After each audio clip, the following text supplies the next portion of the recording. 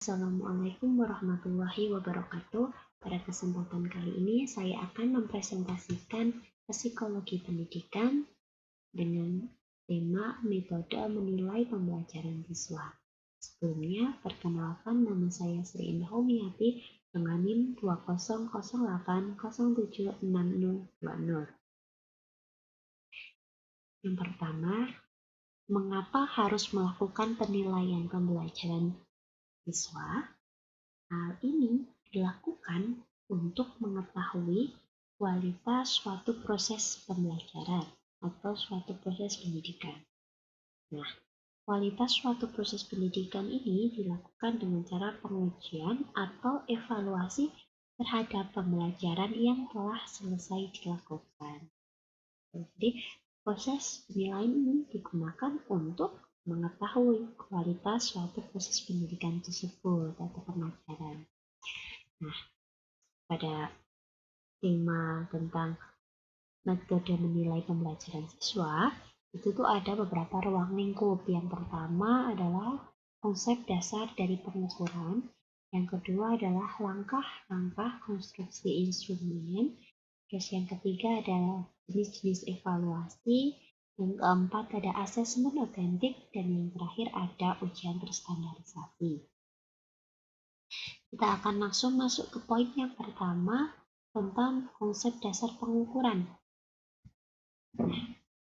Konsep dasar atau dalam pengukuran itu tuh dikemukakan oleh beberapa ahli. Namun pada kesempatan kali ini kita akan membahas 3 konsep dasar dari 3 orang ahli gitu.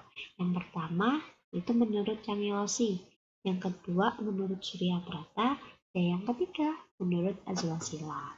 Kita langsung masuk dari yang pertama, yaitu menurut Cangelosi tahun 1995, yang dimaksud dengan pengukuran atau measurement adalah suatu proses pengumpulan data melalui pengamatan empiris untuk mengumpulkan informasi yang relevan dengan tujuan yang telah ditentukan.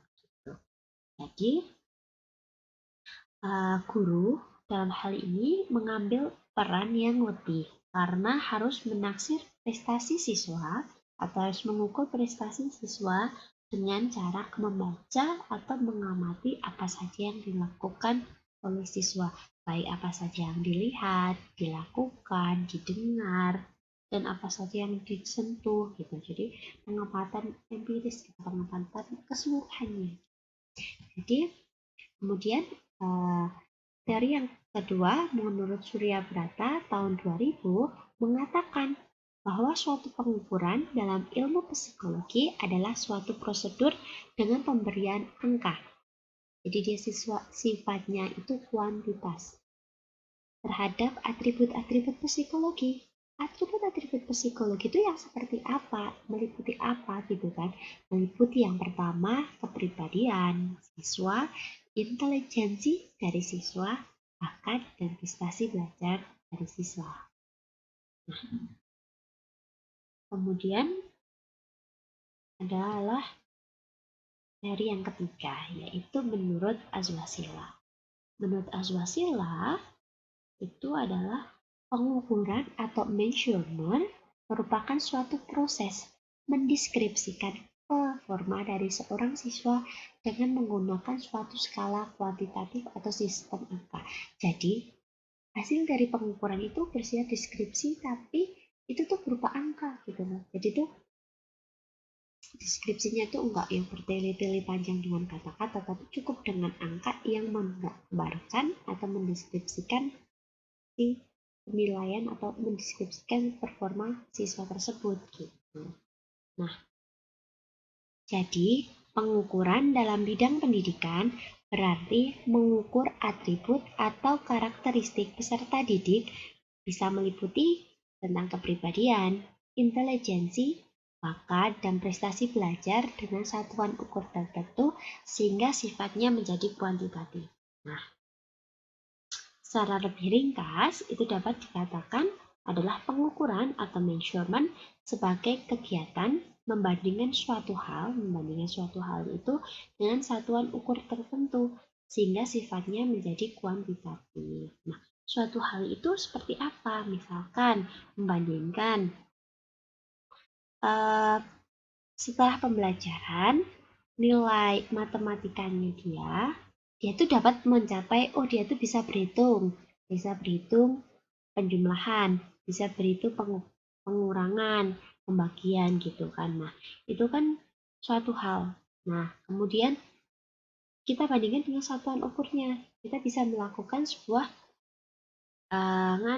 instrumen yang digunakan untuk membandingkan bagaimana tingkat pemahaman dari peserta didik tentang tadi penjumlahan, pengurangan, pembagian itu gimana.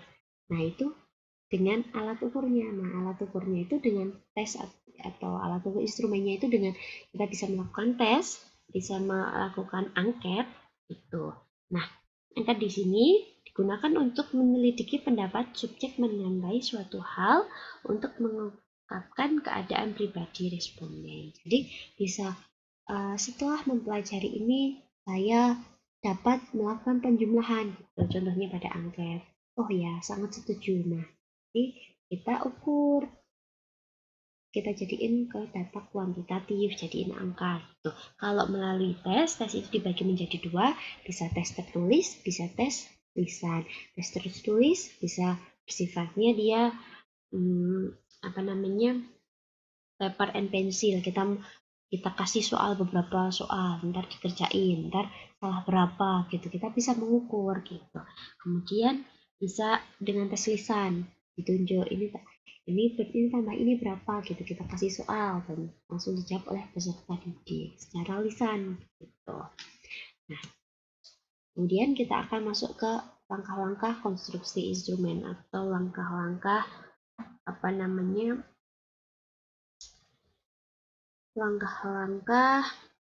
untuk menyusun alat ukurnya gitu. Instrumen bukan alat ukurnya. Yang pertama kita akan membahas tentang langkah utama untuk menyusun alat ukurnya. Kemudian yang kedua kita akan melakukan pengembangan instrumennya. Yang ketiga kita akan membuat pertanyaannya bagaimana. Kemudian kita akan menjelaskan tentang syarat utama alat ukur atau instrumen tersebut gitu. Secara umum, pada penilaian atau penelitian dalam bidang ilmu sosial biasanya dimulai dengan menyusun alat ukur atau menyusun instrumennya. Namun, apabila telah terdapat alat ukur yang sesuai dengan keinginan dan dapat langsung menggunakan alat ukur tersebut dengan beberapa penyesuaian, itu kita dapat langsung menggunakannya gitu, tidak usah menyusunnya gitu. Jadi jika memang instrumen yang alat ukur atau instrumennya itu yang Anda butuhkan itu sudah ada, ya gunakan dengan persetujuan pemiliknya terlebih dahulu. Tapi jika yang dibutuhkan itu tidak ada atau tidak sesuai dengan kebutuhan, maka jalan satu-satunya Anda harus menyusun si instrumen baru tersebut. Yang pertama, kita akan menjelaskan tentang 3 langkah utama yang perlu diperhatikan dalam menyusun instrumen. Yang pertama, kita harus mendefinisikan konsep atau mendefinisikan konsepnya. Kita harus memiliki konsep apa yang akan kita ambil. Misalkan kita akan mengambil bagaimana konsepnya motivasi belajar siswa pada masa pandemi gitu. Itu konsepnya. Terus kita mendeskripsikan. Kemudian yang kedua, menyelidiki faktor-faktor yang terkait tentang motivasi belajar tersebut, bisa faktor penghambat, bisa faktor pendukung gitu. Kemudian baru kita menyusun butir-butir pertanyaan atau pernyataan.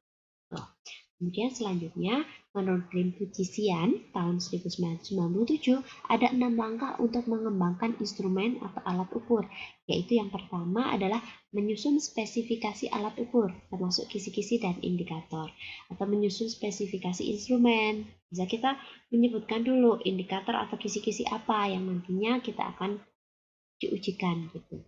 Yang kedua, kita akan menulis pertanyaan-pertanyaan apa saja yang terkait dengan indikator tersebut.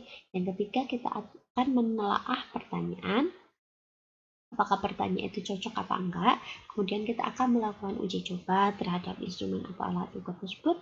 Kemudian kita kembali menganalisis dari instrumen, kemudian baru kita merakit instrumen dan memberi label pada instrumen tersebut. Kemudian menurut Ancok tahun 1995, ada hal-hal yang perlu diperhatikan dalam menulis pertanyaan. Mencakup yang pertama, hindari pertanyaan atau pernyataan yang dapat menimbulkan lebih dari satu pengertian atau dia ambigu. Dibaca aku, artinya ini, dibaca dia, artinya ini. Itu nggak boleh gitu dalam pernyataan atau dalam alat ukur. Kemudian yang kedua, hindari pertanyaan atau pernyataan yang tidak relevan atau tidak sesuai atau tidak cocok dengan konsep yang akan diukur. Yang ketiga adalah menggunakan bahasa yang mudah dimengerti, jelas, dan sesingkat mungkin. Jadi jangan bertele-tele dan ambigu gitu. Intinya singkat, jelas, dan dapat dimengerti gitu. Yang terakhir adalah setiap pertanyaan harus berisikan satu hal saja.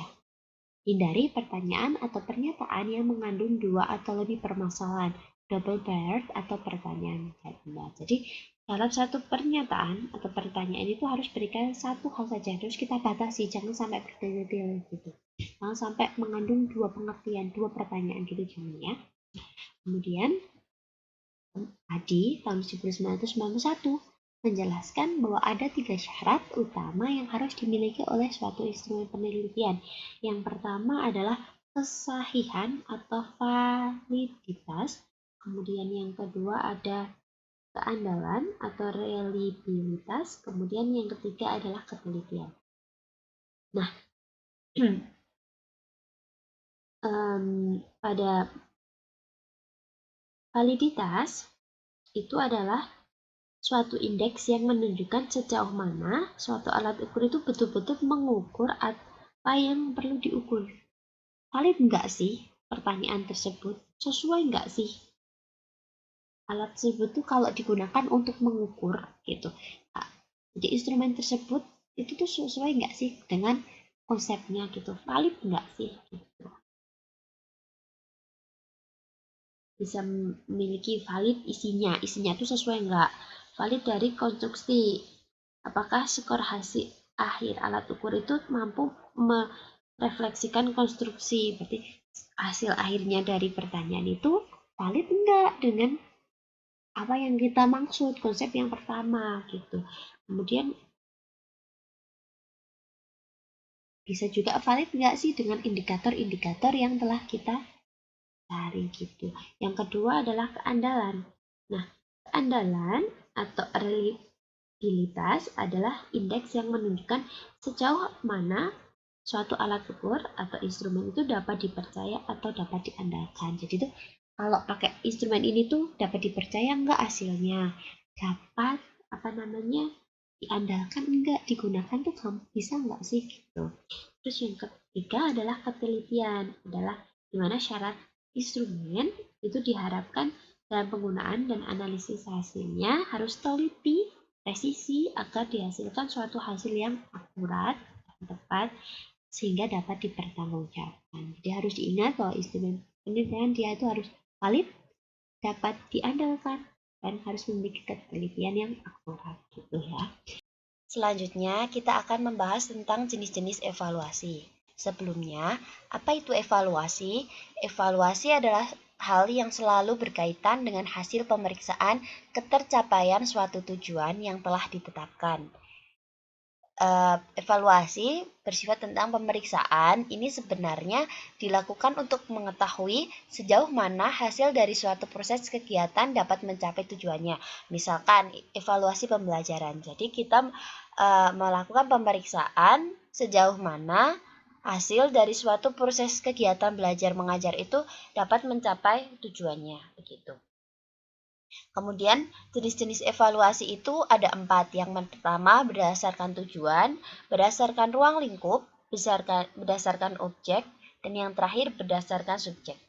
Langsung saja kita akan masuk ke evaluasi berdasarkan tujuan yang dibedakan menjadi 6 jenis evaluasi yang meliputi pertama, pre-test dan post-test. Pre-test adalah suatu hal atau suatu evaluasi yang dilakukan oleh seorang guru secara rutin sebelum dilakukan kegiatan belajar mengajar. Hal ini bertujuan agar mengidentifikasi taraf pengetahuan siswa mengenai materi yang akan diajarkan. Gitu. Sejauh mana pengetahuan mereka tentang materi yang akan diajarkan gitu.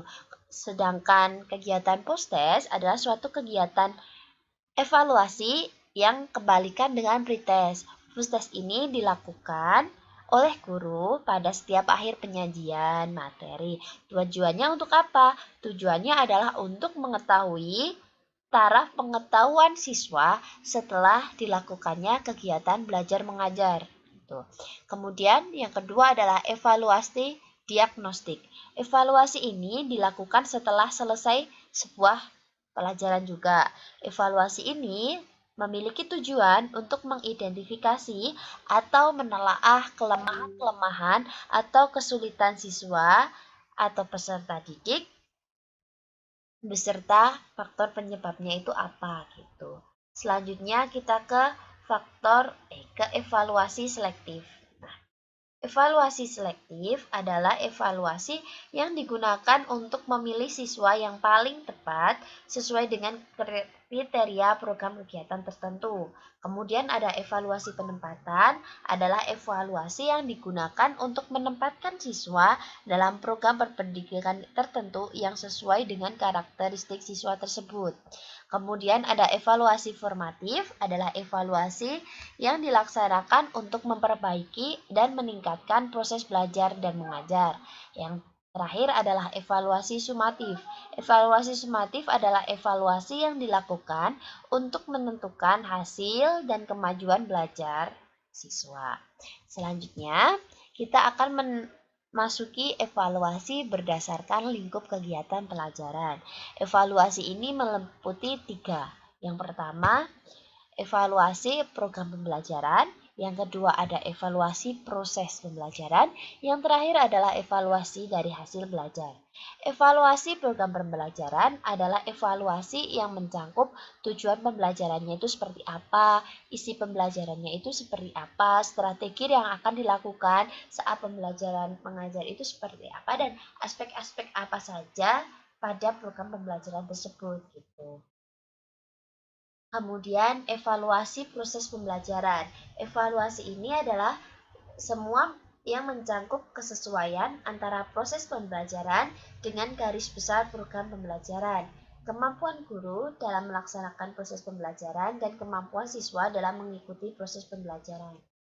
Kemudian, evaluasi hasil pembelajaran.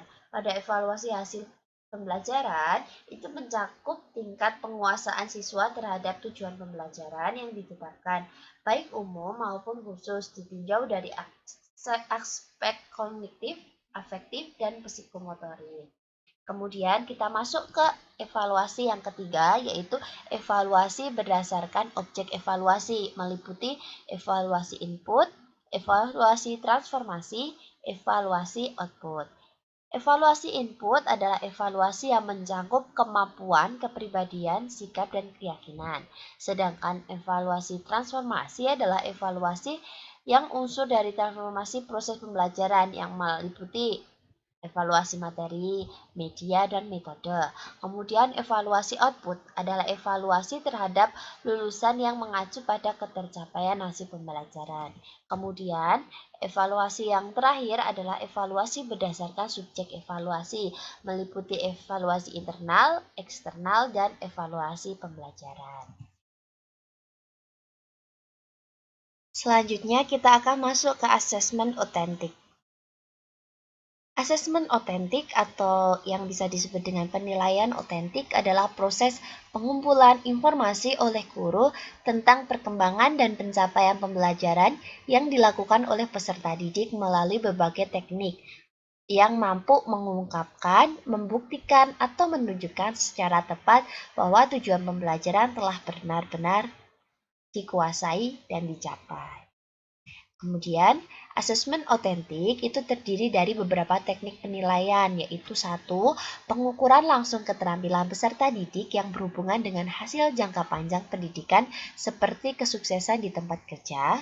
Yang kedua, penilaian atas tugas-tugas yang memerlukan keterlibatan yang luas dan kinerja yang kompleks.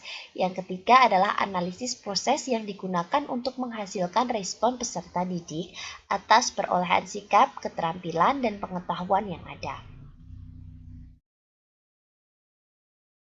Kemudian, Karakteristik authentic assessment atau asesmen autentik adalah sebagai berikut.